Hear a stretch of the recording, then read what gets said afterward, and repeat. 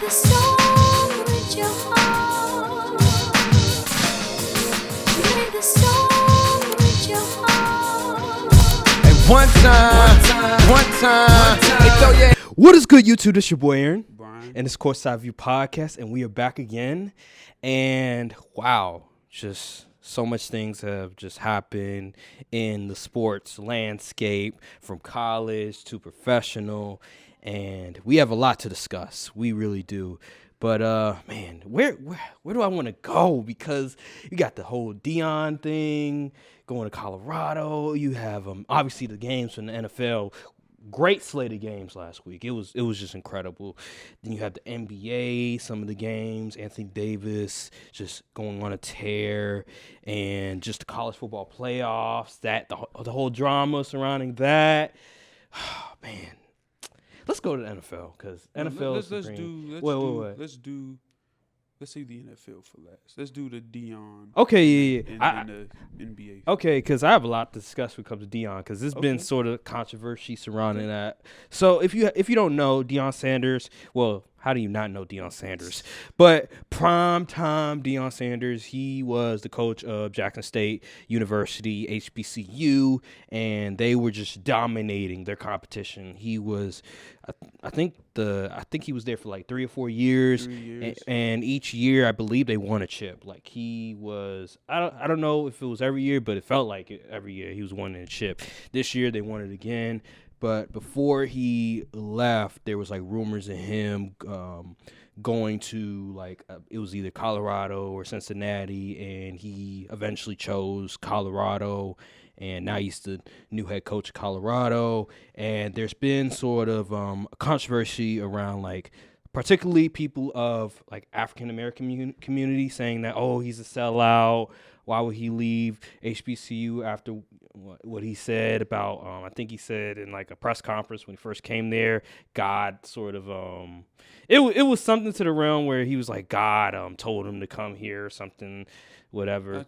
I think it was on ESPN or something. He said God called him to make change or something, to provoke change. Right. And so people were like, well, you were supposed to stay here longer, and why would you take the check to go to the PWI school? Listen, I'll let you go first. Okay. How do you feel about Deion going to Colorado? It's a good move. People see, here's the thing. There's nuances about the situation that people don't understand. Deion was getting paid $300K a year to coach at JSU. He donated half of his salary from his time being there to help upgrade facilities, pay staff. His staff wasn't really getting paid like that. So, of course, he's going to want to go to a new school that's going to give him more money, that he can actually pay his staff to come with him. You know what I'm saying? I don't really understand the outrage. I mean, he pretty much did what he said he was going to do at Jackson State. He said he was going to provoke change. And look, he upgraded. He gave him permanent facility upgrades, championships, and now they're forever stamped in the SWAC conference. So I'm really confused. What do they just want him to do? Stay there for 10 years? Like the whole HBCU thing it's a collective issue. One person can't solve that. So what needs to, in the fact that there's, even if Prime would have stayed at Jackson State for years and years, HBCUs as a whole still would have been underfunded, still wouldn't have the right facilities as these other majority of PWI schools, still wouldn't have the recruiting advantage or anything like that. So that's what I'm trying to say. Like, this is a whole systemic issue. One man cannot change that. Mm. I understand what you're saying, and I agree with what you said 100%. And I think the whole thing about just HBCUs just together is that he pretty much accomplished what he set out he was going to do, and he brought just attention to HBCU football altogether. Like, me personally, I've never seen like HBCUs like on ESPN this much. And he was able to do that. And I think they got a television deal out of it, if I'm not mistaken. So Yep. him being involved in that and his team dominating and HBCU eventually, because of his just bringing the attention to an HBCU team, to the whole conference itself, to eventually be able to get a television deal, that's an accomplishment in itself, and he should be applauded for it. And then you said that he donated his salary to I think facilities and also I forgot what else you said, but he was very much involved in trying to improve HBCU football. I mean, for crying out, the man had to mow the grass when he got there on the practice field. It's insane to me. Like, just our community always like complaining about, oh, this guy's a sellout because he went to, PWI. He went away from, black pretty much, yeah, stuff like that. And I just feel like that's just wrong. That's just wrong. Now, yeah, obviously when he first came there, the way that he sounded, it was like, okay, he's going to be there for a very long time. But in hindsight, if you really think about just who Deion Sanders is, he's not a guy that's going to stay there. Like, he wants to ultimately be in where he is now, and that is those big sort of glamorous schools, right? Like, he's trying to be one of the greatest coaches in college, and he also wants to have the best recruits as well. And in order to accomplish that, he's going to have to go to a PWI. I'm sorry. I like HBCUs, I really do, but if he wants to be in the running with like a Nick Saban, with at the time was Urban Meyer, but also Ryan Day, Lincoln Riley, and all of them, HBCUs, he's not going to be able to do that. And he accomplished what he needed to accomplish at HBCUs. He was able to get the attention for HBCUs, and now they have a television deal, and they can grow from this. It's not like, sure, you're not going to be able to find another Deion, but you can still put certain motions in order to eventually continue to grow from here. Like, he planted the seed. Yes.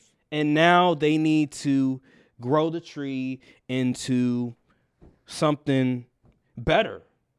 So they need to applaud Deion. And it seems like the university they've been grateful of Deion. But the people that are on Twitter that are not in that sort of sphere, they're sort of criticizing him. Like Bomani Jones, he made a good point.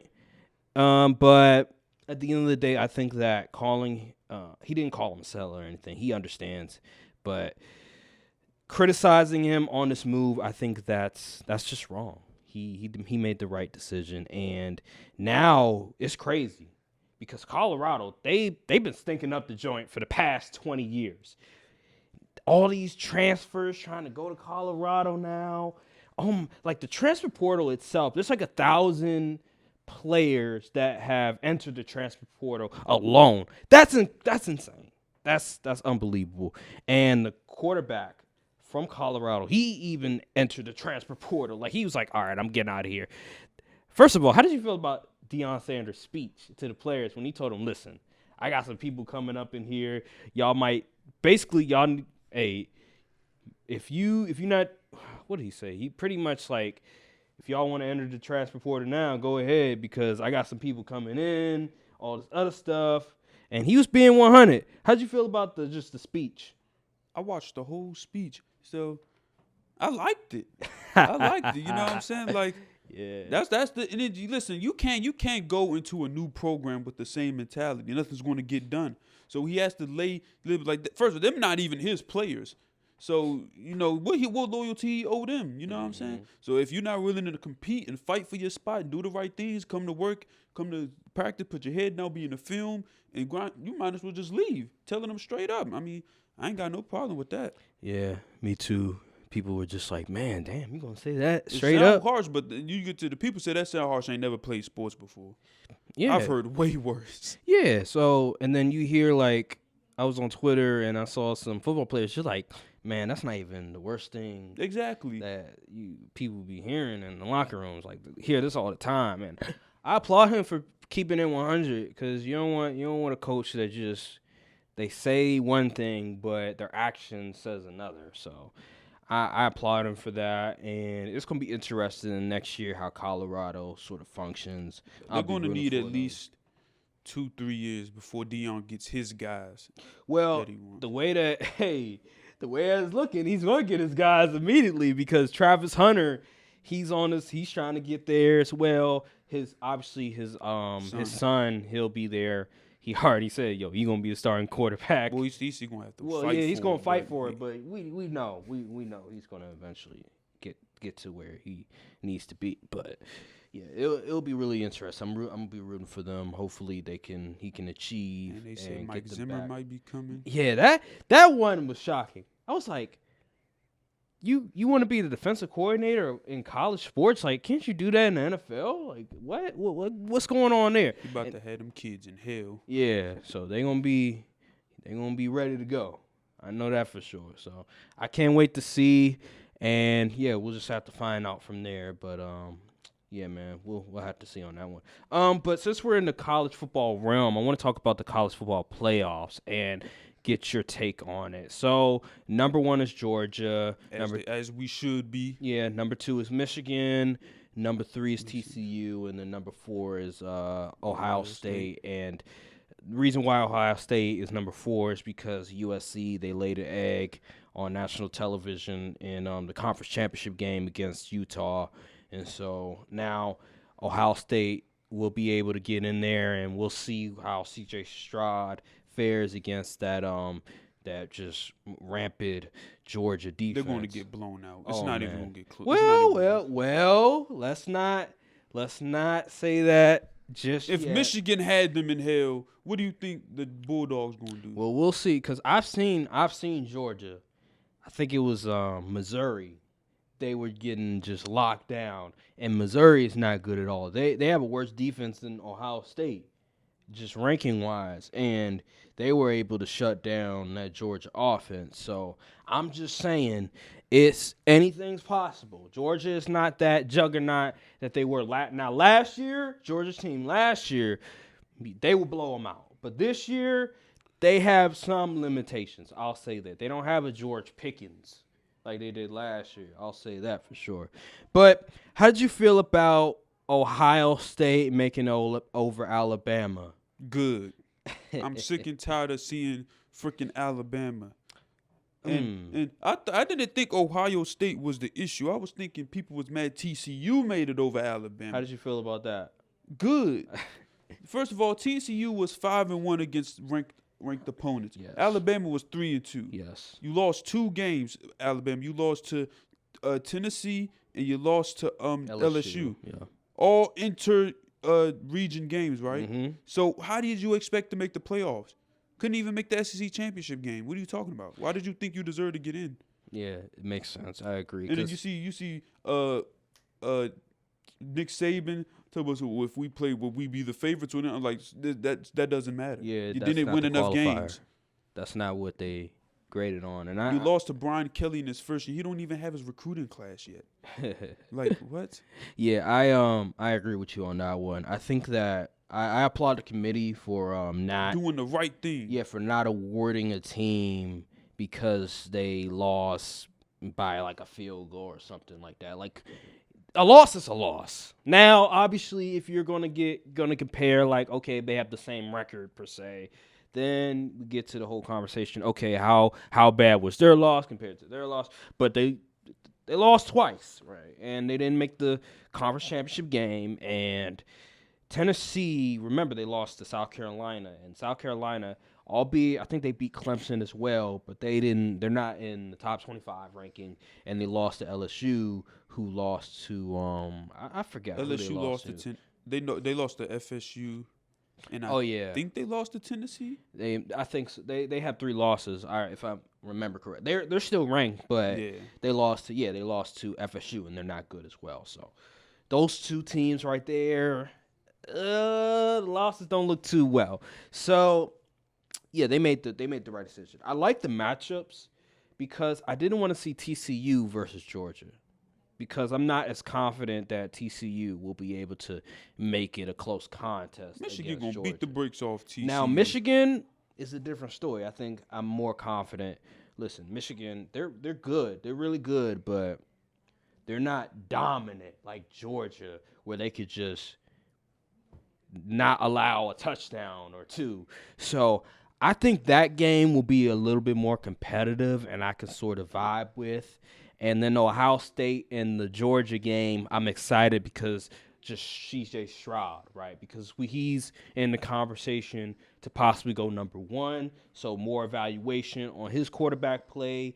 And will he see ghost or will he overcome whatever? Because he has a really good receiving core. Obviously, I forgot Jackson. I forgot. I can't say. Yeah. Him. He's not going to be in the game, but he still has Marvin Harrison Jr. He still has some. Why? Like why though? Because I think it might be his hamstring. I believe it's either his hamstring or his quad, whatever. That's been lingering. I think he may have only played 3 games this year, and it's just been lingering. And doctors have been telling him, you know what, just sit out, prepare for the draft, and.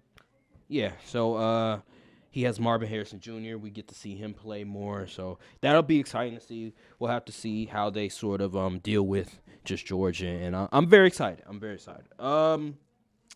Yeah, I think let's transition to the NBA real quick. Because I want to talk about this player, and I want to talk about Anthony Davis real quick.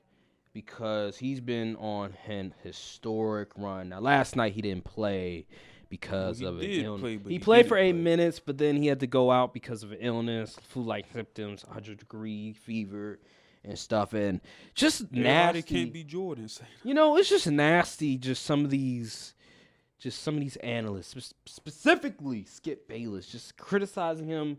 When the dude has been playing most of the games this year, but you want to talk about his health because he came out during 8 minutes in the game with flu-like symptoms. Like, he can't do nothing about that. If you have flu-like symptoms, it's going to be very hard for him to really function properly. So I just don't understand the criticism. He keeps comparing him. Oh, because Michael Jordan, he played 82 games. Like, we're not in that era no more.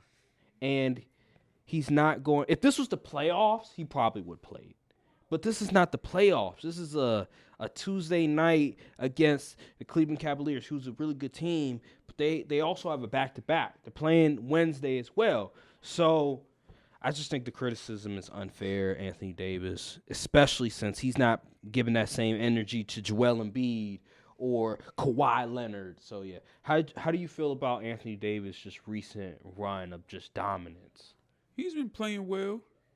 But there's a line from I think it was from Benny the Butcher. I don't know what song it was, but he said, "You made your first 10 bands. Let's applaud the brother. You do that 10 more times than you want or something." Okay. So I'm gonna need to see it 10 more times, aka for the rest of the season. Okay. Because we can't be letting short bursts of runs declare. Because I think this happened last year. Who was going crazy last year? That was really going crazy for a short period of time. I can't remember. Who? Let's see. It couldn't have been Devin Booker. It could have been Devin Booker. I don't know. Was it Jason Tatum? Was it Ja?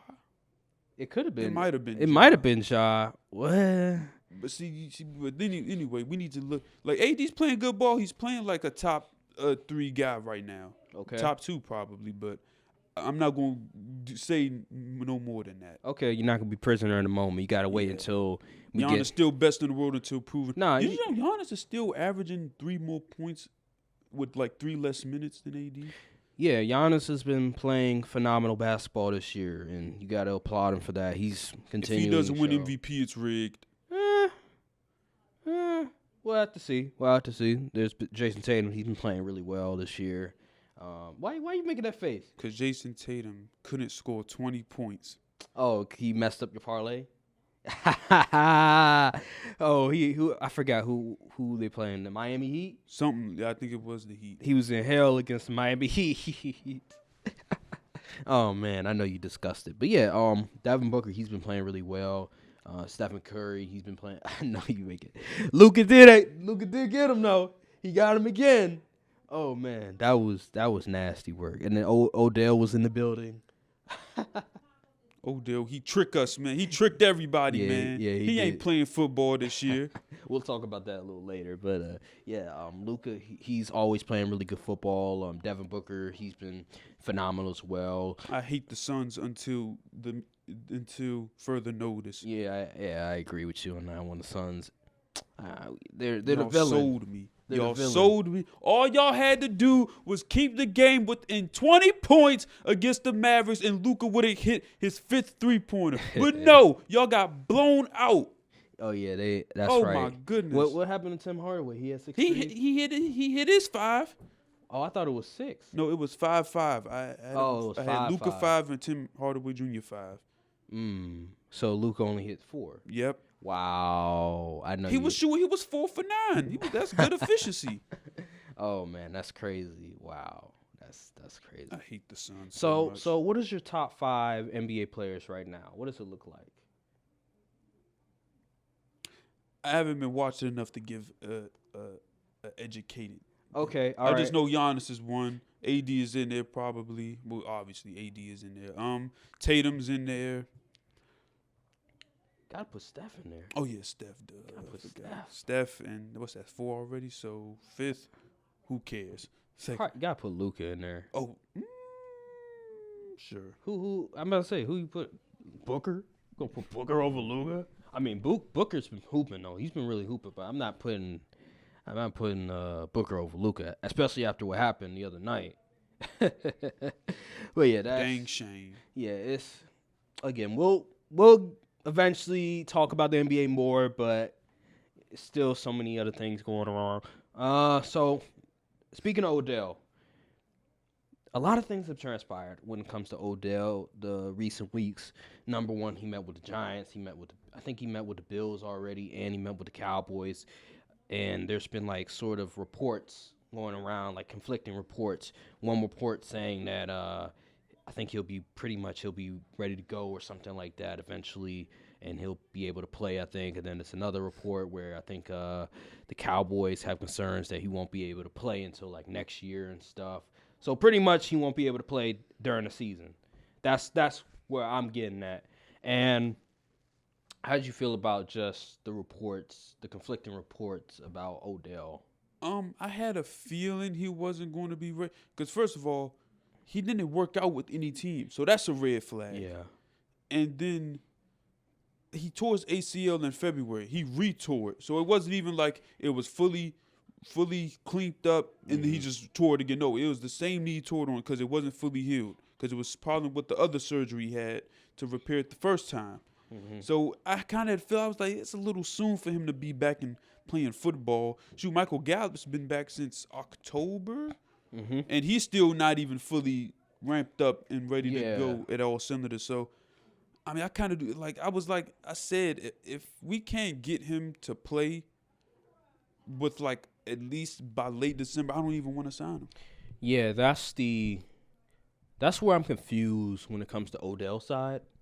Because I feel like him trying, like, if you're not healthy and you're trying to get a deal now, It doesn't make sense. I don't think it makes a whole lot of sense because these teams that are trying to compete for a Super Bowl, they need you now. Exactly. It wouldn't make sense to sign you. And then when, let's say they give you a deal, they're not going to give you a deal that you're necessarily going to like. I get the whole security aspect. You want to have money right there, but they're probably not going to give you a whole lot of guaranteed money because of an injury. So for me, in my opinion, I think he should just wait until he gets 100% healthy, off season, like you said, and then when free agency rolls around, you can work out for those teams, show them that you're ready to go, and then you'll have a little bit of leverage to your favor, and you can say, okay, I want like 2 years, maybe 10 million, 2 years, 12 million, something like that, maybe 6 million guaranteed,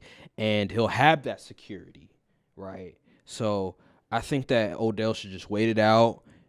They say I think he said he's going to Arizona. I didn't know he had a house in Arizona, and he's going to sort of think about his decision. But me personally, I think he should just wait it out and go from there. So, Yeah, it's it's hilarious what you guys did to Odell, just giving him the red carpet, pretty much treating him.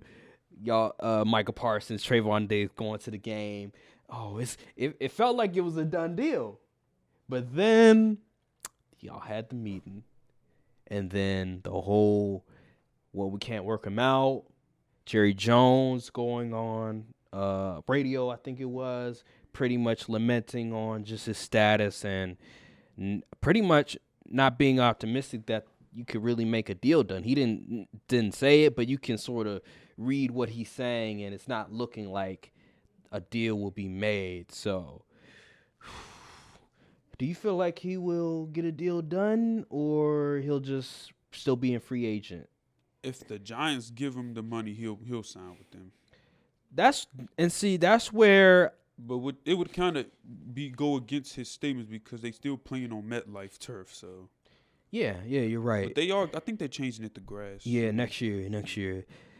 My prediction was always the Giants because I felt like they want to rectify just that It'd whole be a stupid decision, but it's a decision. Yeah, they want to rectify what happened, like his departure when they traded him.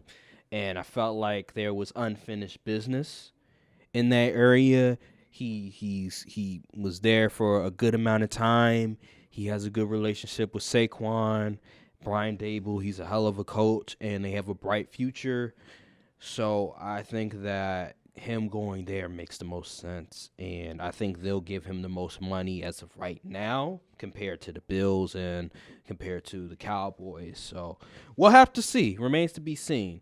If he goes to the Giants, it doesn't move the needle at all. It doesn't. It's really a acquisition for next season. Even still, it doesn't move the needle. Okay, all right. You can say they'd be better off drafting a receiver. This draft class is freaking loaded. It is. But if you can get him for a discount rate, why not? He's not signing to the Giants on a discount. Okay. And the Giants got to pay Saquon and also Daniel Jones. Yeah, that is a good point. So you think Odell gonna sign for less when they see Kenny Golladay getting all that money for doing nothing? That is a good point. Again, it comes down to what is Odell, how does he view himself? And is he patient enough to wait until the off season to get his bread when he's going to probably have a choice if at this rate he ain't going to have a choice. Yeah, so it really comes down to how Odell thinks and how he views himself, and is he willing to forfeit some funds in order to like just get a deal now. I wouldn't be opposed to the possibility of him playing in the playoffs, kind of enticing, but you don't really want to just insert a guy like right there. Okay, it's a playoff game. Here, go do stuff, and you ain't been doing no football activity for. Like, I don't really like that idea.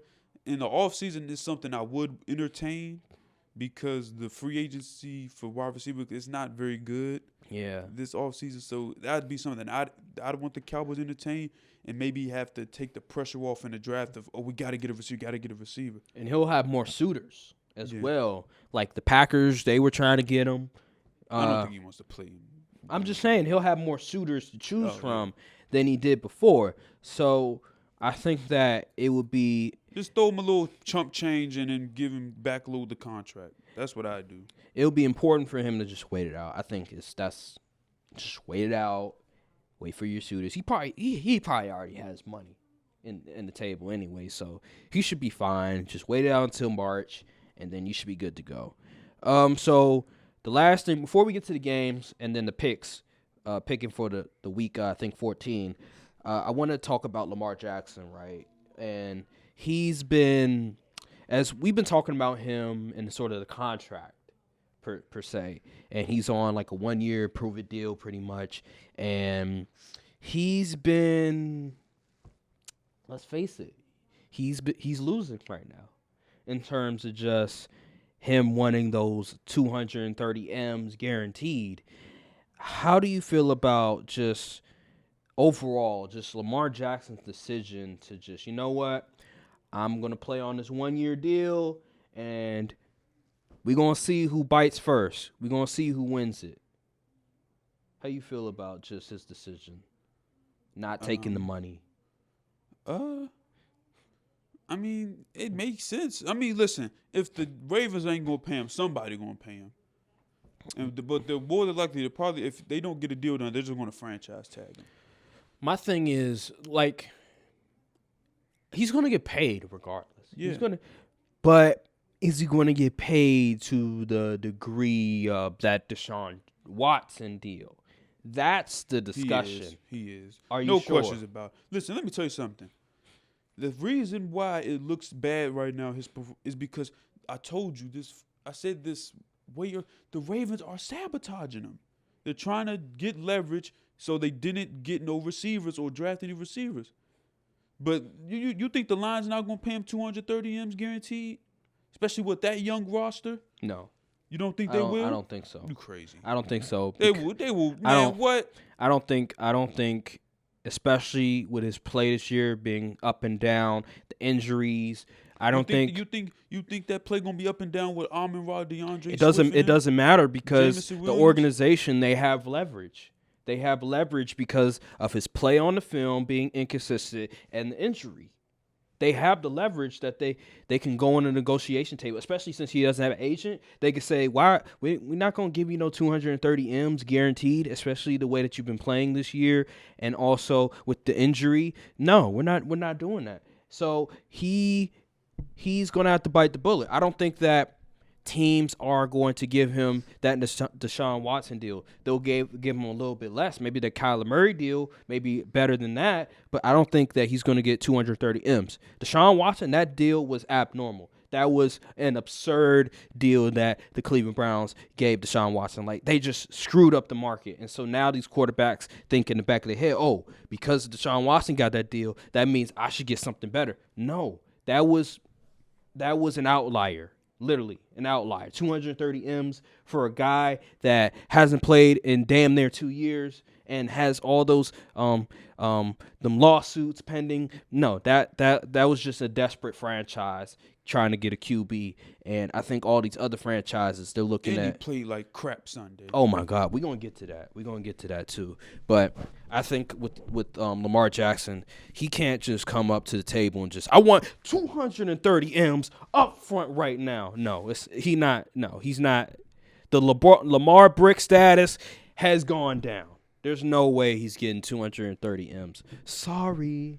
There's no way. Blame the Ravens. Yeah, blame them. They're at fault for this. And I think Greg Roman, he might be on the way out. Absolutely. I think not because he's going to get fired, but I think there's a coaching opportunity in college. I've heard rumblings. I don't know how true they are, but he needs to go because his offense is just atrocious. And they need personnel. The personnel is awful. It really is. And I don't know if they I think what they're doing, they're trying to prove a point, right? That Lamar, he's not a guy that can overcome like let's say Mahomes or per se. That's just not who he is, and they're trying to prove that point in order to better negotiations on their side. And yeah, again, Lamar Jackson, I just don't think he's going to get that deal. I don't. So we'll have to wait and see. But let's get to week 13, I believe it was. And yeah. Whew. Okay. Let's see. Let's go down the slate real quick. Let's see. Let's go down the slate. Oh yeah, we can start off with the big games. Let's go with the big games first. Chiefs versus Bengals. I told you. I tried to tell you that Cincinnati got their number and they're going to win this week. And Joe Burrow, oh my God. You know what? People were dancing on him. At the beginning of the season, I was. They were dancing on this, man. They were so happy. They were like, oh, y'all were saying all this about Joe Burrow, but look at him now. But he was coming off of an injury, man. He didn't have no time in training camp, no time in preseason.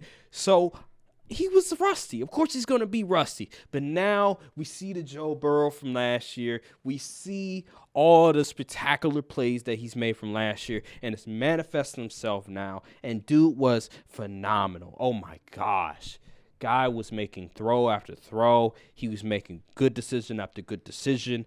That last throw, remember, I think it was 3rd and 11. It was to Tyler Boyd at the end, I believe it was, to seal the game. Oh, my, the poise. The pass rush was coming. Like, it was right there. Like, he was about to get hit.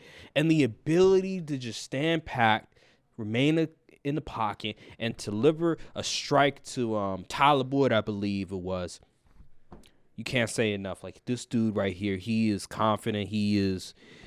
If there's a team that rivals the Kansas City Chiefs, it's the Cincinnati Bengals. Not the Buffalo Bills, not the Baltimore Ravens. It's the Cincinnati Bengals, because this team, they are not afraid of the Kansas City Chiefs, and they're the scariest team in the AFC. There's not a scarier team than the Cincinnati Bengals right now. What other team? What other team is there? Besides obviously obviously Kansas City, they're favorites, but Cincinnati is right there. Bills is better. Without Von Miller? Yes. No. But how'd you feel about this game? Yeah,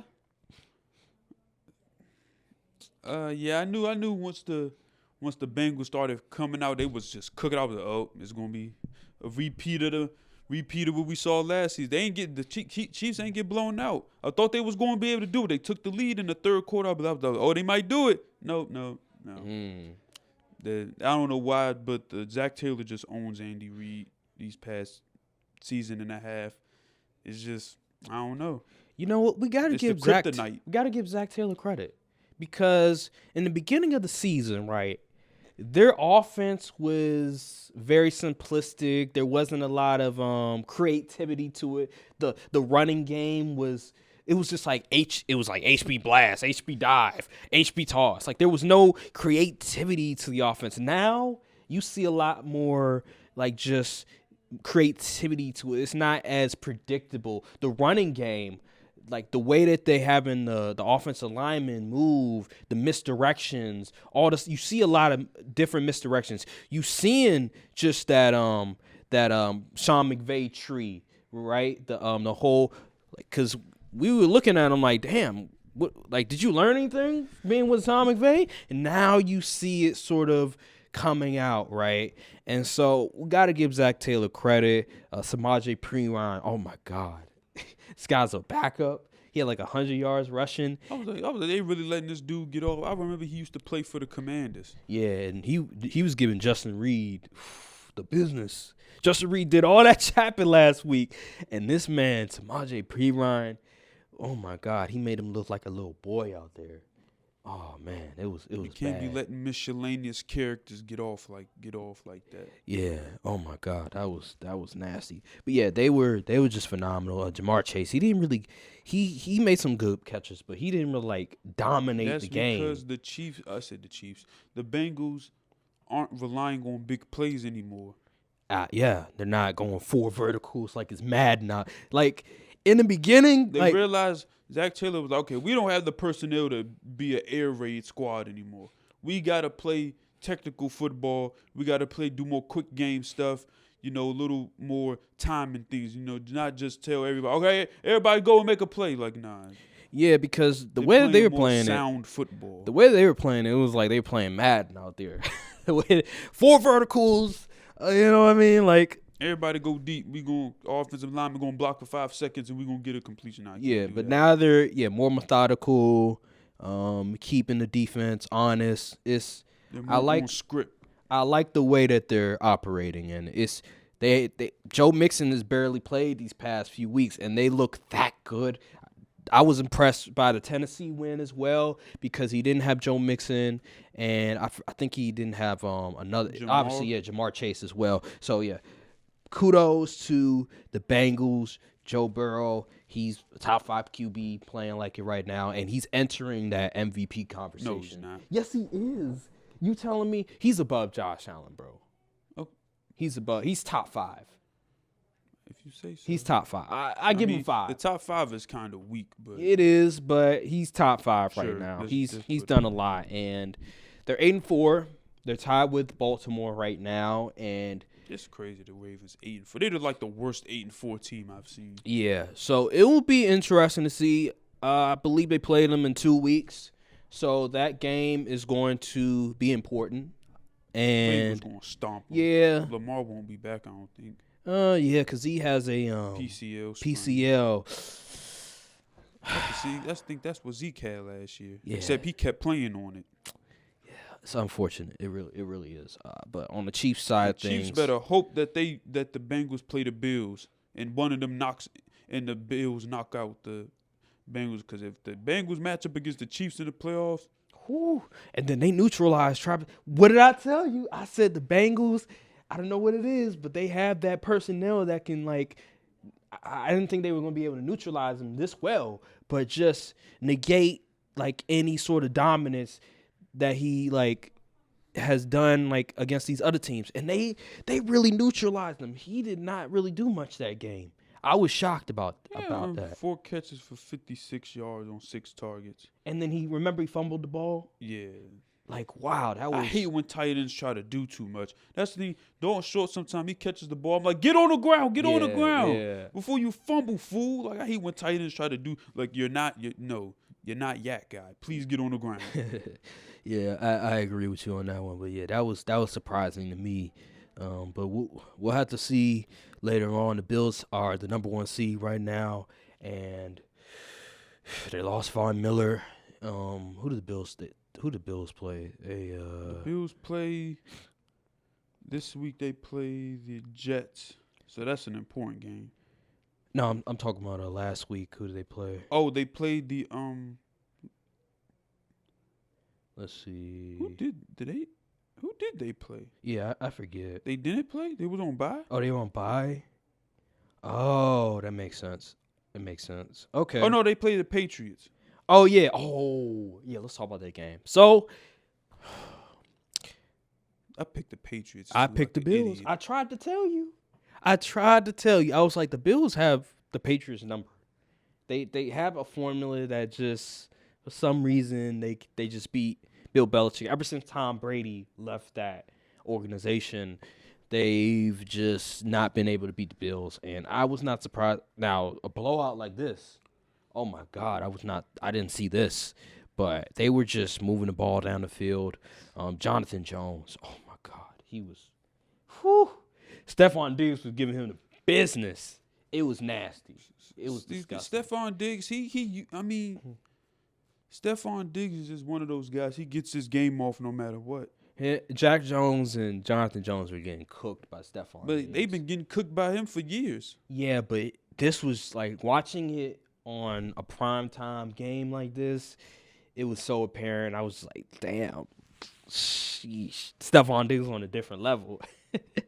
And he was chirping and everything like that. He said, "I want the effing Dolphins." I was like, "Oh, he said okay, that? yeah, he said that online." I was like, "Okay." You playing the Patriots right now? I don't know why he's saying the Dolphins, but okay, You all got right. the Jets next week. So. Okay, and then you got the Jets too, so maybe you should say I want the effing Jets instead of the Dolphins. So, all right, but yeah, it was just awful. And then Mac Jones, he was complaining. He was about I think he said something to the he realm. said, throw the effing ball. The effing quick game sucks. Yeah. I was like, whoa. I mean, he wasn't lying. Yeah, he wasn't lying. Matt Patricia is But I mean, horrible. they don't got the personnel to be stretching the field like that. So, But yeah, I agree with you on that one. And it was just bad offense by the Patriots. Defense, they weren't able to get enough stops, and the Bills, they were able to do what they wanted to do. And it was just a snooze fest. I thought this would be a solid game. You know, you're in New England, but I was wrong. So no yeah, contest. yeah, Patriots, Bill Belichick. You had a nice run, but you made the mistake that you made was putting Matt Patricia as your offensive coordinator. So, yeah, that's pretty much sums up everything. So let's go to the next game. Let's see. let's go to the Vikings and the Jets real quick. And this was an interesting game for the simple fact that the Jets, they had a chance. 2 chances, in fact. I forgot. Did somebody drop a pass? Yes, Barrios Right. dropped the touchdown in the end zone that would have won the game. Mike White, the third string QB, had a chance to win the game in Minnesota against a team that I think they're 9-2. Zach Wilson wouldn't have done that. Zach Wilson would have folded like a damn chair, and he would have been looking like he would have looked lost, even against that just atrocious pass defense by the Minnesota Vikings. I was impressed by Mike White. Like, Garrett Wilson, oh my God, he's a stud. Like, this guy, the Jets, they just hit it out of the park with these draft picks, the 2021 draft picks, and obviously Zach Wilson hasn't worked out, but besides that, everything else, all the other draft picks from this year alone has been incredible with Sauce Gardner and with Garrett Wilson. Garrett Wilson, he's gonna be special. They get the right QB. Oh my God, look what he's doing with Mike White. 160 yards. That's incredible. That really Garrett is. Wilson tough. Yeah, that really is. So I'm impressed, and it's unfortunate that they lost, but the Vikings just keep getting away with this. They keep getting away with these fluky W's, winning these close games like this. It's unbelievable to me, especially with that bad pass defense. I just can't believe it. I really can't. No, well, they'll be one and done in the playoffs. Yeah. Unless they play, like, I think currently as it stands, the Seahawks would play the Vikings. And the Seahawks very well could upset. I think the Vikings beat the Seahawks. I think they will, but Yeah. it's a. Remember last time the Vikings played the Seahawks in the playoffs. Oh, right. Blair Walsh. Yeah. Well, they don't have no Blair Walsh this year. They got a Kirk Cousins though. Yeah, they do have. I give you that, but Seahawks defense is not. It's not all that. It's not good I like at all. I like Tariq Woolen though. Their defense isn't good at I all. like Michael Jackson. They let who's the freaking Rams backup QB that was. They let him get 20-something points. Yeah, like come on. Now. I like Michael Jackson. I like Kobe. I said Michael Jackson, Kobe Bryant. I like them and Tariq Woolen, but besides those guys, who else? Who else do you have? Nobody really. So they got what's his name back there? KJ Wright. No, in the second. What's his name? He's short guy. Yeah, I can't remember. Safety. I know his name, but I can't put my finger on it. Whoever he is, he's probably good. If you know who he is. Yeah. But yeah, Seahawks. We'll have to see about that. But Vikings. They just keep getting away with it. So yeah. Let's go to. Oh yeah. Also, how did you feel about Sauce Gardner against Justin Jefferson? Because he was holding a little bit. There was some plays that was like, okay, what's going on? I think Justin Jefferson only had 40 yards. Yeah, 40-something yards, 1 touchdown. And see, this is why I'm reluctant to put him as wide receiver 1, because when he plays the elite comp, he gets held at bay. Yeah. Like, look, against Darius Slay and Bradbury, he only had 30-some yards. Against Trayvon Diggs, 30-some yards. Against Sauce and DJ Reed, 40-some. Like, Stephon Diggs get his game off on anybody. Mm-hmm. So, Justin Jefferson, he's great against the teams with decent to good secondaries, but when he plays elite guys, it's kind of little left more to be desired. I agree with you on that one, and it's definitely a debate about just the top 4 receivers, like where do they rank? Because it's really close, and we'll get to that later on. Just how special this receiving year has been, right, overall. So, and DJ Reed during it not press conference, but interview after the game, and he was pretty much like, I was in his shit. I was like, whoa, pause, first of all. Man, that was crazy. But it's hilarious because Justin Jefferson on Twitter, he responded. He was like, you was in whose shit? It was just funny going back because he said he had safety help, I believe it was.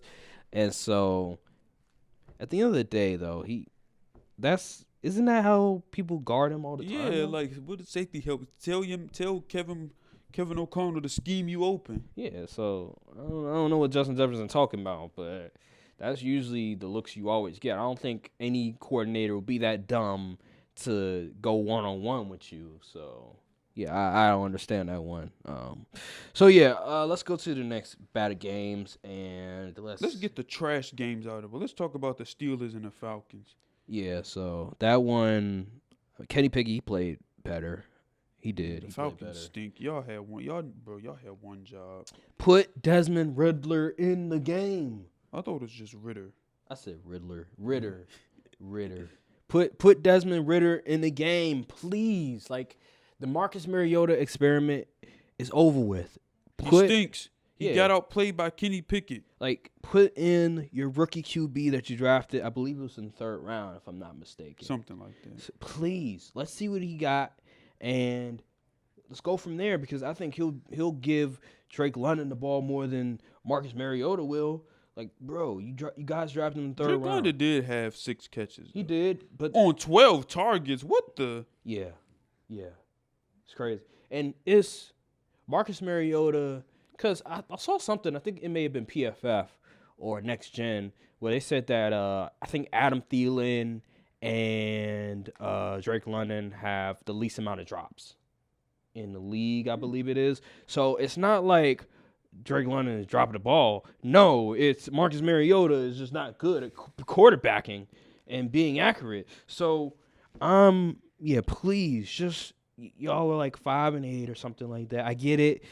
Tampa is not playing well, so you still believe you can make the playoffs. But listen, dude, just put him in the game. Let's see what he's got, because right now you're not in the sweepstakes for Bryce Young and C.J. Stroud. So it's better to just see what you have, see what talent you have at quarterback. So I just don't get it. What do they're the doing. right thing, Arthur Smith. Yeah, I don't see what they're doing. So let's get to the next game, and let's go to Lions and Jaguars. This was, Jaguars got slimed out. Bro, I'm telling you, the Lions are so close to being a good football team. If they end up with Jalen Carter, I'm gonna be scared. Whew, that would be nasty. They end up with a QB of Jalen Carter, I'm gonna be scared. I think they're not going to draft a QB, because right now they have the Rams pick. They better trade for Lamar. I think they will not draft a QB. I think they like what they're seeing from Jared Goff, because he's been playing particularly well. I think when it comes down to is that they need a defense that they can trust and that they can rely on. And I think they'll go with Jalen Carter, especially the head coach. He's sort of defensive oriented, so he'll probably Dan Campbell? Yeah, I think he's defensive oriented. He's a tight end. Oh, he was? Yeah. The way he be talking, I be thinking he's like he used to be a former linebacker or defensive end. I didn't know that. Okay. So he was a tight end. All right. Now the most essential thing, they need to keep Ben Jones on that coaching staff for next year. Who's the That's coordinator? the coordinator. Yeah, he's very important. They need to keep him, because he's going to get head coaching jobs. Offers. Yeah, because I think that offense is insane. I think that the Texans could use him. As the Texans need everything, because Lovie Smith, I don't know why they hired him. I like a black man getting opportunity, but this guy right here, come on now. I think he was a coach in Tampa one time. Yeah, he stinks. He stinks, and I think it's time. If he doesn't win another game, it's time for him to go. If he can't even win another game after the way that they looked against the Browns. Oh my, we're gonna get to that game next, but yeah, the Lions, Amon-Ra St. Brown. The Cowboys opened up as 16-point favorites against it. It's going to be a slaughter. I don't even know if I'm gonna watch that game. We're gonna get to that game in a minute, but back to the Lions game. Amon-Ra St. Brown. I try to warn you guys. He's something special. Like, dude is phenomenal. Dude had like 2 touchdowns, 118 yards. Man, he's special. He's on my fantasy team. He helped me. He helped me a lot, man. He's helping me a lot. I won my matchup because of him. Like, thank you. The speech must have worked. The speech definitely worked because my players balled out. We scored 100 and didn't you say you needed points from the Cowboys defense, and look what we did. So I mean, like, you might have to give weekly speeches at this point. Oh my God. I don't know. We got one more week. We 7-6 right now. Won 5 straight. We just win one more game and we're in it. I mean, I have a 70% chance of getting in there, but I need one more. One more out of you You guys. might get another good game out of Amon-Ra. They got the Vikings next. Yes. So please, I'm just saying, please, like one more game, guys. We're almost there. We're almost there. And then we in the playoffs, and then that's why I really need you guys to turn up. But right now, please just get in there. And but anywho, let's transition to the Houston and the Browns game, because I was watching that game too, and oh my God, What a snooze fest. I was so mad. I was really mad. That was some nasty football. I hated it. I'm so bad because they let Deshaun Watson off the hook. First of all, horrible. First of all, there was barely any fans in there, so he didn't really get like the whole sort of boos, whatever. Like people are like, oh, it's gonna be worse than LeBron in Cleveland. Stop it. Just stop it. Don't even say that. That was a dumb statement. Who said that? He was awful. Deshaun Watson was awful. Dude didn't do anything well. Turned the ball over. He looked rusty. Missed throws. He looked like a guy that hasn't played football in, I think it was like 700 plus days. But there was another quarterback that was worse, and that's Kyle Allen. And oh my God, I've never seen this before. I think it was 2 returns for a touchdown. I think they fumbled the ball. Like it was bad. In fantasy, the Browns defense had 31 points. That is unheard of. That's more points than Tyreek Hill had. He had like 29. The Browns defense had almost as many points as Amon-Ra St. Brown. He had 34. That's not normal. Like, let me look at the stats real quick, because I just want to put in perspective, like, just what the Browns did against the let me see if I can find them. Hold up. Browns defense. Hold up. Browns. Okay. They had 2 interceptions, 2 fumble recoveries, and 3 returns for a touchdown. What? Shoot, they scored pretty much all the points. Literally, they scored all the points. I think they scored 24. Yeah. Like, what are y'all doing? I told them, start Dennis, what is it? Not Dennis Allen. Mills? Davis Mills. He's starting this weekend, I think I saw. Yeah, because they saw what Kyle Allen be doing. He's the worst quarterback in the NFL right now. And I was just like, this is a tank job going on. This is a self-sabotage. They trying to get Bryce Young so bad. Man, if I'm Bryce Young, I'm refusing. I'm pulling an Eli Manning, and I'm not playing for this team. Because why don't players do that anymore? That was an atrocious performance like no other. I couldn't believe this. Brian's team, right? He literally won because the Browns defense was that dominant. Like, you can't do that. You just can't. And they let Deshaun Watson off the hook. He was very fortunate, and we'll just have to see. Who they got next week, man? Houston. They got the Bengals. Oh, they about to get their pockets ran. Oh, yeah. They about to get their pockets ran for sure. And, it's... I need Joe Burrow to slime them out in the filthiest way. Yeah, for sure. Are they in Cincinnati? Yes, they are. Yeah, they are in Cincinnati. Yeah, we'll have to see. So let's go to the next game, and let's go to another big game. Commanders and Giants. They tied. Ew. I hate ties. How are you gonna tie a divisional game? I hate ties so much, bro. It's just like, why does the NFL? I get they want to protect their players, but in the playoffs, they don't allow ties. Like, why can't we just stop with all this tie stuff, please? Just do college OT, for crying out loud. It's the most simple and most effective way.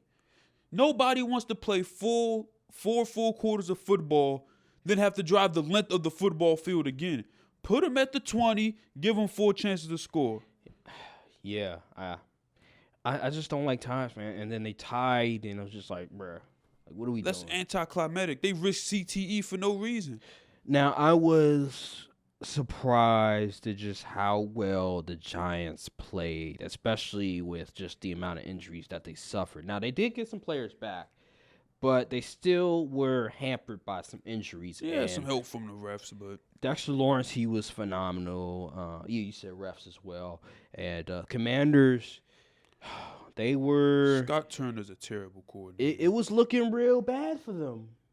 They came out, they looked well, but then third quarter came around, and I was like, they about to blow this game with all the injuries the Giants suffered.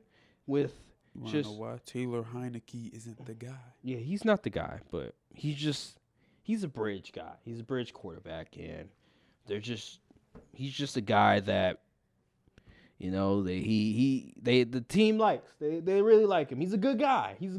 That's really what he is, and he's pretty much like Colt McCoy in a vacuum, where he comes in there. He's really a backup, but he comes in there. He gives them a boost, but ultimately he's limited, and I don't know what to say. I really don't. Like, it's just unbelievable that it came down to this. But yeah, well, that game, I think 2 or 3 weeks from now, they flex the Commanders and the Giants game, and they're gonna be on like Sunday Night Football. It's gonna be primetime game. So Interesting. yeah, we'll have to see about that. FedEx. Yeah, at FedEx Field. So it'll be interesting. So Eagles and Titans.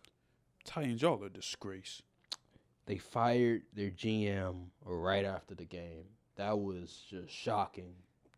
Like, wow. They saw A.J. Brown going off and said, all right, you're out of here.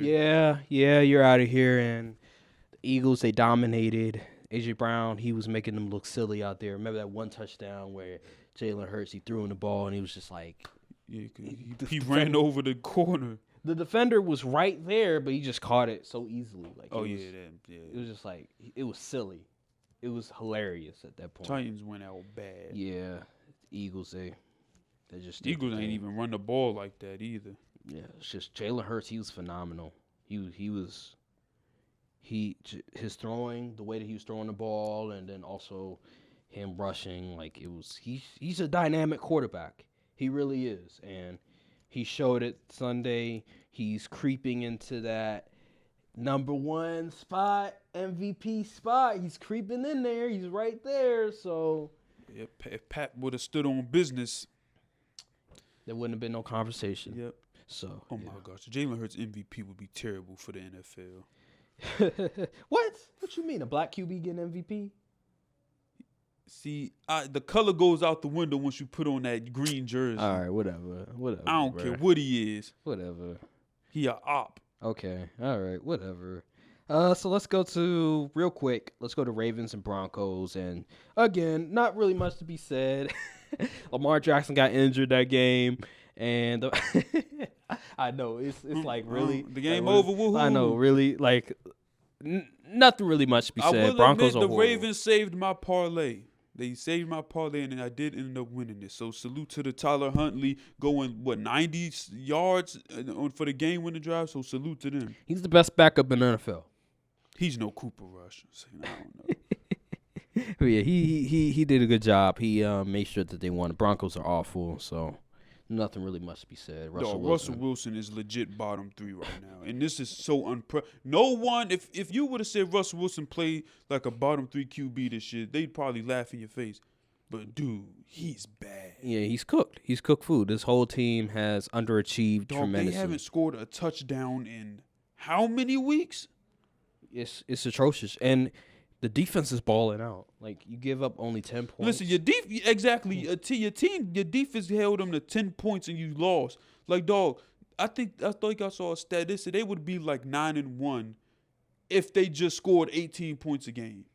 It's atrocious. It really is, and they keep getting away. They just keep doing it over trade and over. Jerry Jeudy. Forget you. Who's the Broncos' GM? It's not John Elway, is it? Nah. He's the president. I think he is. Well, forget y'all. Y'all ain't want to trade Jerry Jeudy. Now look at you. Yeah, you can't win a game. It's unfortunate. Seahawks and Rams. Not really much. That game to be was said. unnecessarily close. Yeah. Seahawks again. They Listen, I think Geno been playing phenomenal ball. Yeah, he played really good. He played really good this game. Oh, my goodness. Jalen Ramsey, we caught you on film. And then you're going to get on Twitter and post a LeBron interview after the 2011 finals pretty much saying we broke and saying we got to go back to our lives while you're still getting – we don't care. You getting cooked. Cooked, Bubba. Nah, that's funny. That really is. Geno, he played really well. Deshaun Watson reposted that too. Oh, he did? Yes. Wow. I was like, what is the audacity? What is gotten into these dudes? That is funny. That is really funny. But yeah, Kenneth Walker, he went out with an injury. But Geno, he still played really well, and so you got to applaud him for that one. Yeah, that's really nothing much to be said. The Rams are just horrible right now. It's crazy how quick the Seahawks turned their O-line around. In one draft, they draft Abe Lucas, and then they draft Charles Cross, and boom, line fixed just like that. Yeah, they seem like they're getting because they just need defense. For a minute when they were having Russell, after the Legion and boom. Actually, no. There is a saying that they say QB that they say sacks are a QB stat, and I'm honestly inclined to agree, and I'm gonna tell you why. The line is better but Geno isn't taking much sacks. Now the Cowboys line in pass protection is worse. We're like bottom half of the league in that department. But Dak isn't taking any sacks. So our pass protection isn't that great, but we're not taking sacks. So sacks is a QB stat. And a lot of times players can create sacks unknowingly. The QBs create the sacks. Because sometimes when I see Russell plays, like he'll try to escape the pocket and go right and turn, do the little move that every QB does where they go this way and then they swing around. But he'll just do it right into the freaking lineman. So, there needs to be some real discussion about that. Yeah. Because a lot of sacks are QB errors. I think that it can go hand in hand sometimes. I say pressures is an O-line stat. Sacks are QB stat. Okay. I mean, it can go hand in hand. There has to be a different composition about that, and I agree. So we can talk. I think that'll be for different discussion for another day. So here's a game that I was really paying attention to, and this is the Dolphins and the 49ers. And I'm not gonna lie, I was a bit disappointed with Tua, even though he didn't have his 2 starting tackles. I was still a bit disappointed. Yeah, he didn't. They were out that game. He looked rattled. He had happy feet. He was a bit nervous. The pass rush was really getting to him. Nick Bosa had 3 sacks. He was phenomenal that game. Oh my God, he's trying to steal that defensive player of the year. I'm not having it. Okay, all right. I will get up and block him myself. I'm gonna just dive at his knees. I gotta say this because I gotta give the 49ers defense a lot of credit. They played really well. The windows were very tight. Like I said, I hate the 49ers. The pass rushers were getting after it. Fred Warner was, oh my God. He's LB1. Yes, he really is. His linebacking skills are phenomenal, tremendous. Tyreek Hill still did his thing. Jalen Waddle was non-existent. Yeah, he got hurt, I believe, during the game. Got hurt? Okay. Yeah, and then he came back, tried, didn't really work out too well. So he was hampered a little bit. But still, Tua, the game comes down to Tua, and he was inaccurate. There was some throws where I was like, damn, like you would normally make those throws, especially the Tyreek Hill where that eventually became an interception. Yep, I was very disappointed. And then the other throw where he overthrew it, I believe it was, and it was in the middle of the field. I think it was Tyreek Hill, and that was a dangerous throw because that's how normally you get an interception and stuff. So, yeah, he was and then there was another throw to Jalen Waddle where he underthrew it, and Jalen Waddle, he couldn't catch the ball. So, yeah, I was very disappointed in Tua. I think he'll be able to next week. I think he plays the Chargers, so he'll play a lot better. But oh Lord, I'm gonna have to keep my eye on Chargers and Dolphins Twitter. Because the whole Tua versus Justin Herbert is a real big thing in their community. It is. I know. I'm going to keep my eye on that Twitter. Social media quarterback. I know Emmanuel Acho, he's in the center of it. But yeah, I just hope. One thing I will say, I don't think he will play another defense as good as the 49ers this year. 49ers defense is top 2 with the Cowboys. Honestly, he won't play another good defense in the AFC. Do they play the Jets again? I believe they do, but I don't think the Jets pass rush is as good as the 49ers. True. Even though Quinnen Williams is nice. He is a dog. And Sauce Gardner and DJ Reed are nice. Man, the Jets can draft. But I think that the physicality of the 49ers defense is on another level. That's why I don't want to play them in the play. I don't care who they got at QB. Like from a pass rushing perspective to a run defense perspective, they're up there. Like those guys are just different. Now, from a corners, they can be had, but because of the front seven ability to get to the quarterback, you don't even need to have really good corners. Yep. As long as those guys are able to do what they need to do. So, yeah, fortunately, he won't be able to face another defense like that again. So, well, yeah. Let's go to Chargers and Raiders. Yeah, let's go. Let's speed through this real quick. And then the Chargers and Raiders. And I tried to tell you that the Chargers are allergic to prosperity, and I was right. I picked the Raiders to win this game. I didn't? Nah, you picked the Chargers. I could have sworn you picked the Chargers. And because I think you said something to the realm of I'm never picking the Raiders again. Oh. So, yeah, I was right. I knew it. Brandon Staley, if he doesn't win the next game, he's out of here. Listen. I'm going to give y'all a exclusive tip. Bet the Raiders to make the playoffs. It's plus 700 odds. I'm telling you. Put a little something on it. I'm telling you. What's their schedule looking like? That's the question. They got, I think next week, the next game they got, I believe they got. I think they had the Chiefs. Yeah, they got the Rams Thursday. They're going to win that game. They're going to win that game. They got, where are they at? Raiders. I know they have the Chiefs They got the again. Patriots week 15. That they can possibly win that game. Week 16 they got the Steelers week 16. They can win that game. Week 17 they got the where are they? 49ers. That's going to be an L. Whew. Well, I mean, they don't have Jimmy Garoppolo, so but that defense may have we'll Derek see. Carr We'll shook. see. We'll see how it goes. In week 18 they will play the Chiefs. Okay. And the Chiefs may be resting. Yeah. Or they may be trying to win a game to get that 1 seed. They did make it. Remember the first matchup? It was a close contest. So, but Travis Kelce, he had a all-time performance that game. So, we'll have to see on that one. But there's a chance. It's a slim chance. That's why the odds are the way that the odds are. I put a little something on it. So yeah, we'll have to see about that. But they've been playing really good football, and yeah, Devontae Adams just. Oof. Oh my God, he had Asante Samuel on the floor. He's trying to. He's trying to enter the discussion. He like, I'm wide receiver 1. I'm still wide receiver 1. Man, He's trying. He's trying to enter that conversation again. Should there a conversation be had? Like, well, no, it's close. It really is. Okay, so then let's get to the game. Colts and Cowboys.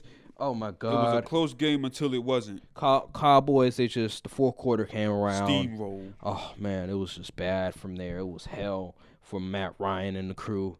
And Dak Prescott, you're under surveillance. Oh my, yeah, he was. That was a bad game from him.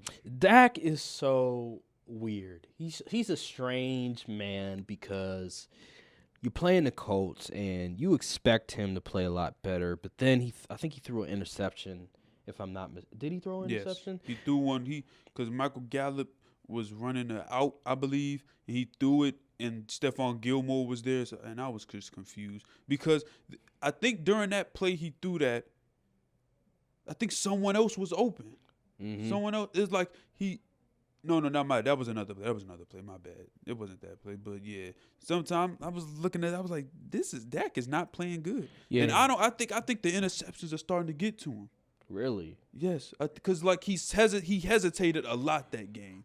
Like it was a pocket shot.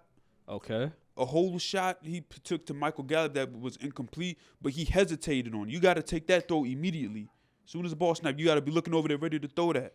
But he's been getting happy feet a little. I'm like, oh, I need that cleaned up.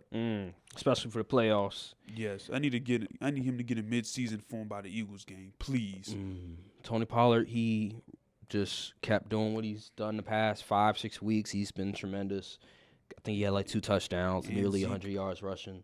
Yeah, Anthony Brown, he tore his Achilles. Yeah, but he didn't really do much anyway, so he was cooked food anyway. Oh my goodness, he got beat. Who was that? He got beat by. Deep. That was it. Was Alex Pierce?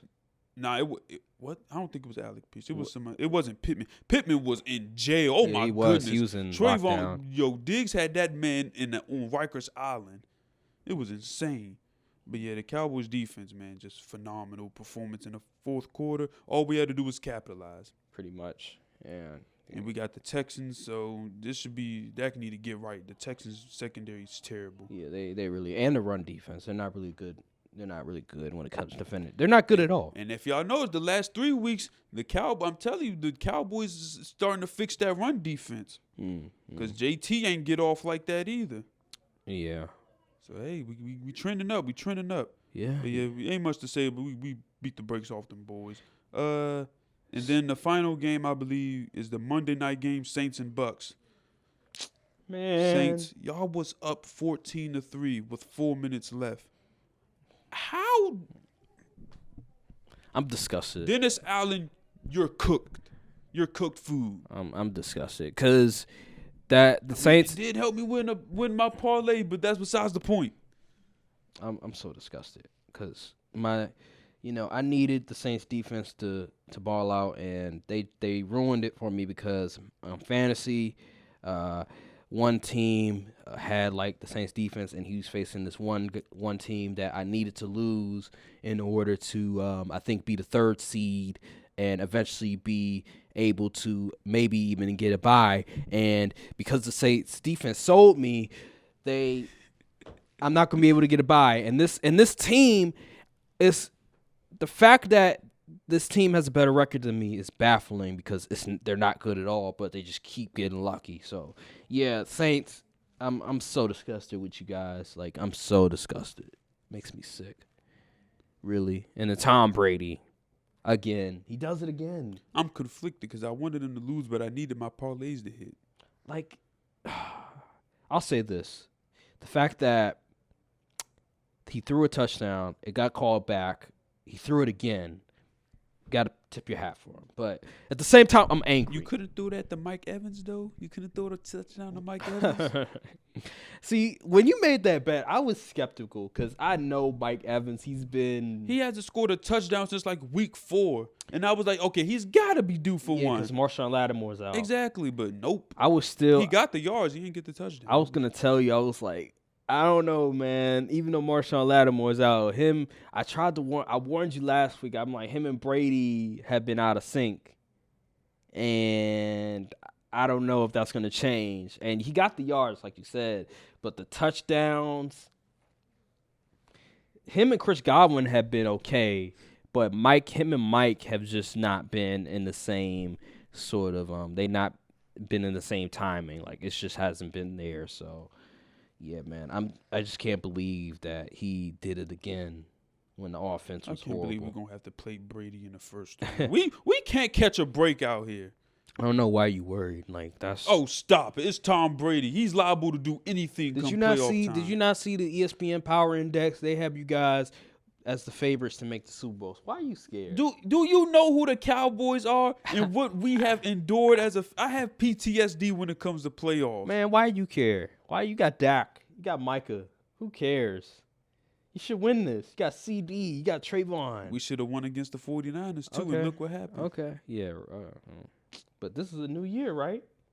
You guys gonna beat the Eagles, right? Yeah. Okay then. So why are you worried? Because you're not gonna play the Bucs. We haven't beat Tom Brady. You're not ever. gonna play the Bucs. You're gonna play a different team. How we not gonna play the Bucs? Because you're gonna have the number 1 seed. Remember? Oh, bro. You're gonna have the number 1, number 2 seed, right? If that happens, you're gonna beat the Eagles, right? And then you're gonna have. But we need the Eagles to lose too, though. And their schedule for the rest of the season is super easy. Okay, well, I don't know why you worried. I don't get it. I need the Giants to steal one. Wait, did they play the Giants? No, I need the Commanders to steal another one. The Eagles play the Giants this week actually.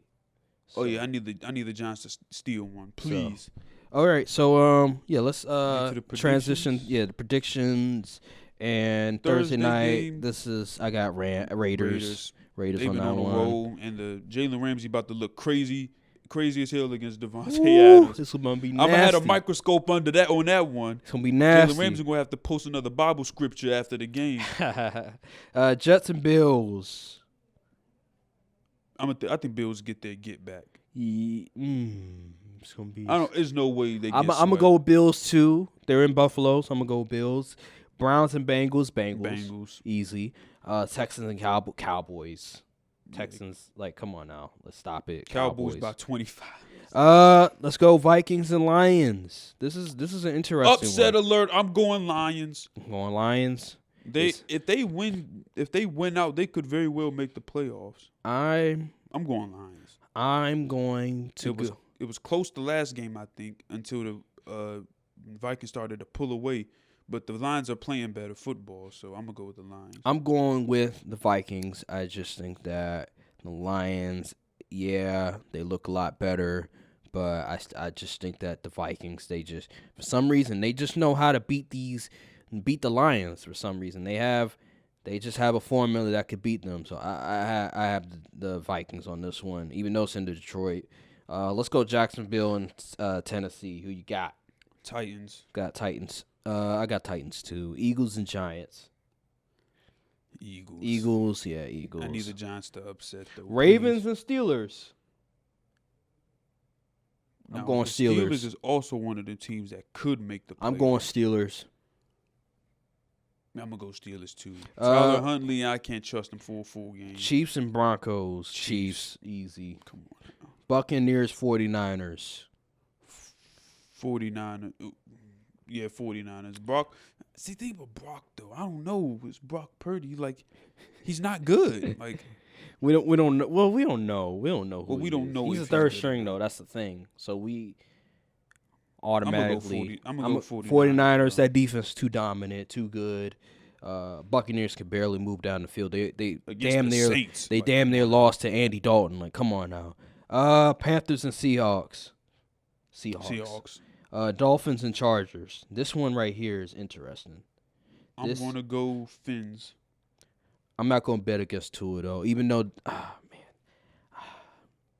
I'm not going to bet. Now, the ESPN has the Chargers winning this, 55%, but I'm going to go against that. Miami is favored by 3 points. But I'm going to go with Miami. I just think that the way that they looked against 49ers, I think they want to get their get back in this game. So I think that, yeah, they're going to be motivated. I'm going to go Miami on this one. And then Monday night, Patriots and Cardinals. Who cares? Yeah, who New does England care? is favored by 1.5 points. I think that I'm going to go, it's in Arizona. I'm going to go with the Patriots on this one, though. I just think that the Cardinals, they've looked worse. And I think Cliff Kingsbury, he's on the way out. Kyler Murray, he's fed up. Yeah, I'm going to go Patriots. Go Patriots. Even though the offense is not looking too well, I just don't trust Arizona. All right, so that'll do it for the games. Now, I think this might be the final topic, but Buffalo was favored by 9 points against the Jets. That's what does Vegas know? That's insane. That's insane to me. Like, that's crazy. Makes no sense. Interesting. But yeah, so like I think this might be the final topic, but I want to get to like the wide receivers and talk about just how well they played this year. And is this like the best, greatest year for like wide receiver play that you can remember? Now let's not forget we did have a year where Antonio Brown, Julio Jones, Devontae Adams, D-Hop, and all of them was going crazy. I'm trying to think. That was like 2016, 2015, 16. I think Devontae the year before the Packers, because I remember there was a year where Devontae, he had a coming out party. That might have been 17. That was like 17 or 18. Before the Packers started winning a game, it's like the year before the Packers started winning again, that I recall. So I think it was either 18 or 19 where Devontae, because before that he was a touchdown guy, but he wasn't getting the relative yards. So Devontae, yeah, I don't recall him like really going off. 2016, he had about 1,000 yards, 12 touchdowns. Oh, really? That Yeah. was I didn't know. Oh, damn, I didn't know he was doing that. Nah, but 2017. 18 was his real breakout year. He Yeah. had 1,300 yards, 13 touchdowns. Yeah, that's what I remember correctly. Okay. But yeah, that I can't remember just a class like this where the top 4 wide receivers you could argue are the best. That is true. I've never, even when Randy Moss, even with Terrell Owens, and then it was like I think it was Marvin Harrison, and I can't remember if there was anybody else that was in the mix. Maybe Torrey Holt, maybe it was Isaac Bruce. I can't really recall, but these 4 guys, like it is so close. Like I can't recall because when Calvin Johnson was at his best, when AJ Green, Julio Jones, you had Antonio Brown, people were still saying like, "Oh, Calvin Johnson's still number 1." And then it was like, oh, then AJ Green was like number 2 maybe, or it was like Julio, was AB, Dez Bryant as well. So there was like a hierarchy. There was still like a hierarchy. But this right here, you can argue Devontae's number 1 because of the touchdowns and then the receptions. You can argue, well, Tyreek's number 1 because he has the yards and the receptions, and his bad games versus like a Devontae Adams is not as bad. So Stephon Diggs, he has the touchdowns. He goes off against no matter who it is. Justin Jefferson, his play against the Bills, just the huge catches that he's made. It's incredible. Where would you rank those 4 guys? It's Tyreek, Devontae, Stephon, Justin Jefferson. Where are we ranking these guys? Because it's close. I say Tyreek,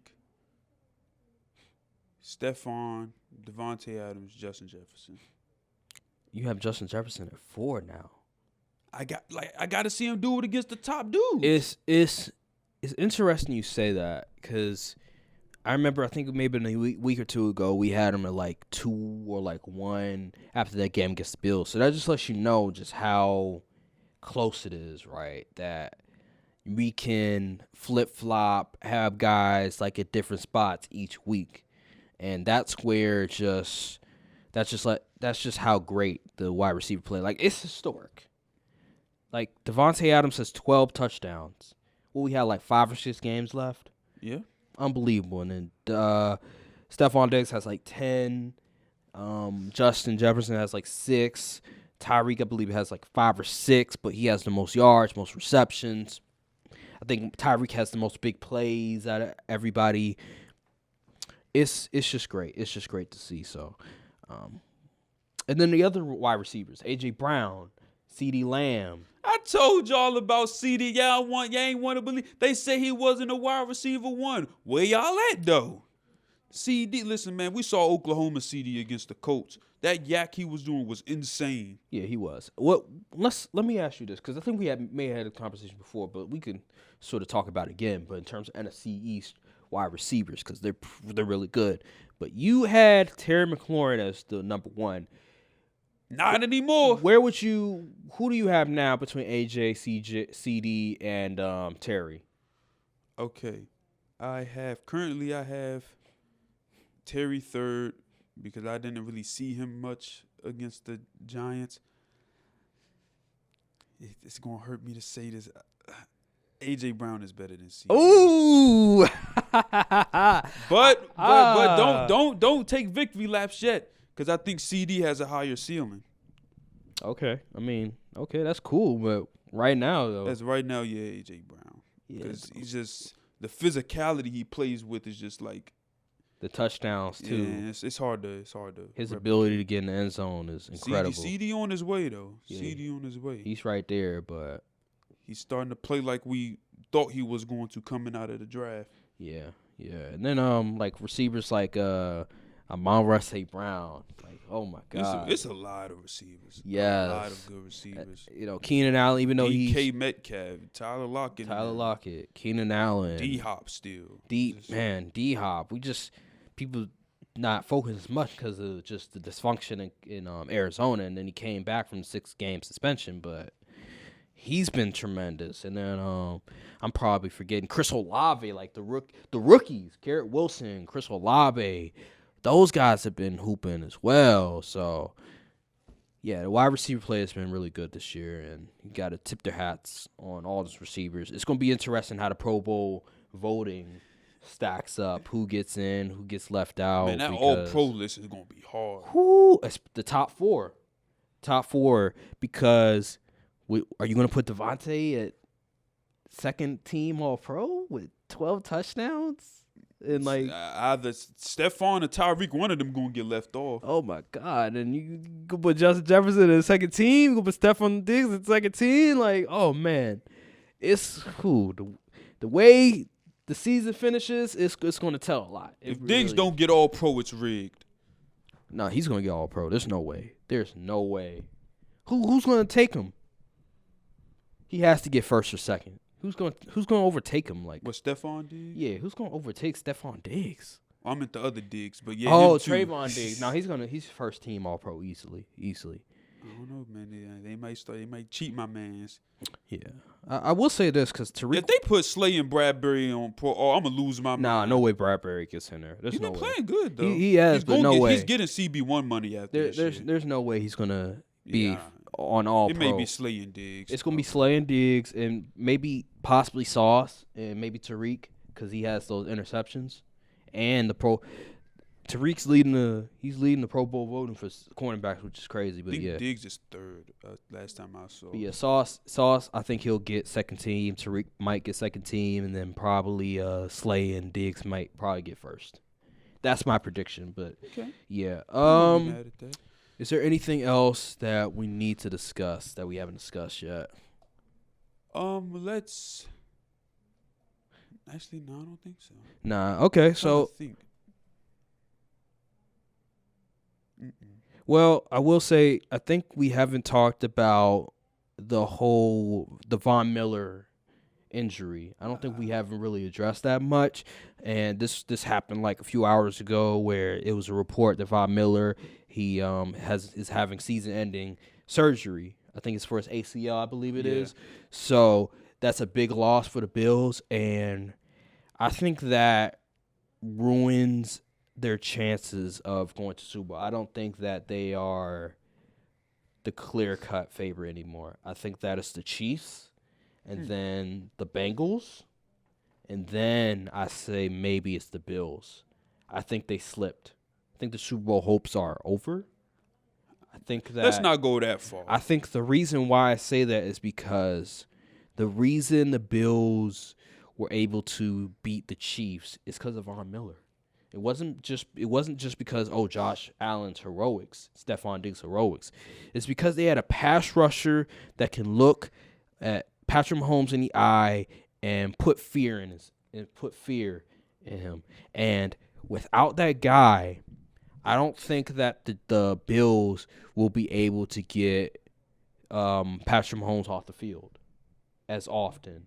So because of that, I'm going to have to put them below the Chiefs and below the Bengals as the favorites to come out of the AFC. They have an outside chance, but the way this is looking right now without Von Miller, because he was playing really good football for them, and he was a game changer for that defense, I don't think they'll be able to overcome that loss in the grand scheme of things. Maybe against the Dolphins, schematically speaking, but against the Chiefs, you need all hands on deck. You need all your cards right there, and they're going to lose their ace. They're going to lose their wild card, right? Their trump card in Von Miller, and they paid all that money. I think they'll be all right. Okay. Remember the reason they lost last year? They couldn't stop Patrick Mahomes. Even though Josh Allen was they don't got Tyreek Hill this year, but they could still score. And without Von Miller, remember the first matchup, it was a close game, but the defense held their own against Patrick Mahomes. Now you don't have that guy, that elite pass rusher, that can put fear in the hearts of the offensive line and to Patrick Mahomes. So I think that they're the third best team in the AFC right now as we speak. I still got them second. Okay. All right. You can believe that all. But I think that'll do it unless there's anything else you want to talk about. I know Aaron Judge, he's going back to the New York Yankees. 9 years, $360 million, something That's like a lot of money. Oh, my God, for all those years. And he's turning 30 soon. So, hey, man, if they want to do that, they want to do it. They're still going to lose, but it is what it is. I'm like, did y'all see his playoff performances? But, yeah, thank you guys for watching this video. Make sure to like, subscribe, comment down below, hit the notification bell to see updates, more we videos. On TikTok now, I got the email. Oh, we on Or you just made? I made an account, but Okay. I didn't post anything. Okay. And yeah, just make sure to tune in, post stuff on Instagram, original content. So definitely check out the channel on Instagram, and we'll see you guys in the next video. Peace. I put my life in these sentences. Fucking right, it's either that or life sentences. I'm relatives with Benjamin. I used to give a fuck about my luck when I was innocent. Now what the fuck is up? I'm at your neck like